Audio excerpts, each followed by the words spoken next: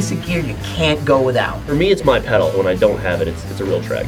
The Pearl Eliminator? Yes, the Eliminator, yeah. I've been playing Pearl Eliminators now for years. Once I kind of conquered what I could do on my own, I found a teacher, obviously, that knew all this stuff that I wanted to learn.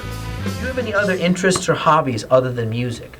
Oh yeah, I mean, I love music and playing drums, but I also love, movies. I'm a huge movie buff. I'll watch movies all the time. I love just going out with my friends, hanging out, just any normal activities like that, I guess you could say. I love sports. I love everything. It doesn't always have to just be music. And that was one thing I found kind of hard in the beginning, was to balance everything at once. But once I really found out that I really wanted, drums to be over the other things, you just have to sacrifice some of the other stuff just to play drums, but not as much as you think you do either. You can still have a balanced life with the other things that you love to enjoy, like seeing movies or playing sports and all that kind of stuff. So. Wow, that's a good point. That's a really good point, because I think there was a time when we first started with our lessons, I was starting to give you certain exercises, and as we were talking about technique, I remember giving you certain guidelines, like, okay, if you do this a half an hour a day, or maybe an hour a day, you're going to see the improvement much faster than if you do it for 10 minutes a day.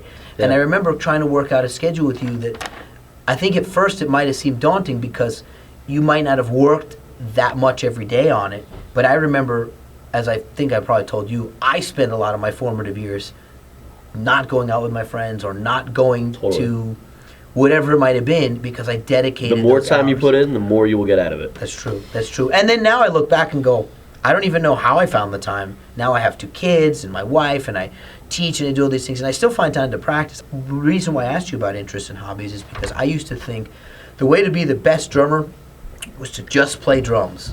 And that is so far from the truth about being a musician, because my interests as yours, they go into other forms of art, and sometimes you also need to take the things that you would learn from other things in. You work a job, say wherever, and you have to get along with people. That's the same as touring with people. Mm-hmm. It was almost harder to tour with people because it's like living with people. Oh yeah. So if you've gone to college and you've had roommates, you learn to get along with people. That will help your music, because you'll get along with people and you'll learn more from them, and it kind of snowballs. Oh yeah. All right, let's keep on going. This is another related question. How often do you get to practice?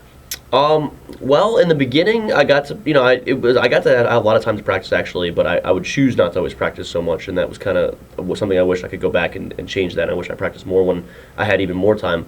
But now that I'm, touring and I have a job, I work at a local CVS, just, normal job, and I would say I practice for about 2 hours a day, on and off, overall, I like to practice a lot before I go right to bed. I can get some of my ideas in then, and when I wake up, I like to practice a lot too. Before I get, go out and start my day, I'll always just go right to my drum set and just start playing stuff like that a little bit. But I would say on an average 2 hours a day, and then, I try to play with as many people as I can during the week as well, whether it's just jamming or my band, which is, something that is practicing in a way too, because you're practicing playing with other people. Mm-hmm. That's absolutely true. Practice doesn't always mean just sitting there working on a pad like it's a sport. Right. Sometimes practice cannot be more real in terms of music than playing with other people. And it puts everything you practice into real music, which I think is another key thing when it comes to what you practice. Because just to answer it myself, I too probably average anywhere from like a half hour to 3 hours a day, depending on the day, of strict practice. But I usually have to split part of that practice into practicing other parts, which is listening. I think listening is a practice. Yeah, for me, it's never just 2 hours really straight. I always get up and do something else, and then I'll come back to it. It's hard for me to just have the time to really just play it for 2 hours straight now. But if you have the time, I encourage you to play it. Yeah, and split it up the way that may benefit you over the long haul as well as the short. If you can spend 2 hours just working on your foot, that's awesome. But if you spend 2 hours working on your foot and your hands, that might take you longer to get your foot super fast, but now you're working on more than one thing. So, you pick and choose. Right. And now, in choosing, what's your favorite rudiment? Wow, I guess my favorite rudiment would actually be the paradiddle diddle. I find it really useful in a lot of stuff I play. It can make a great fill. You can make a cool groove on the hi-hat and snare together too.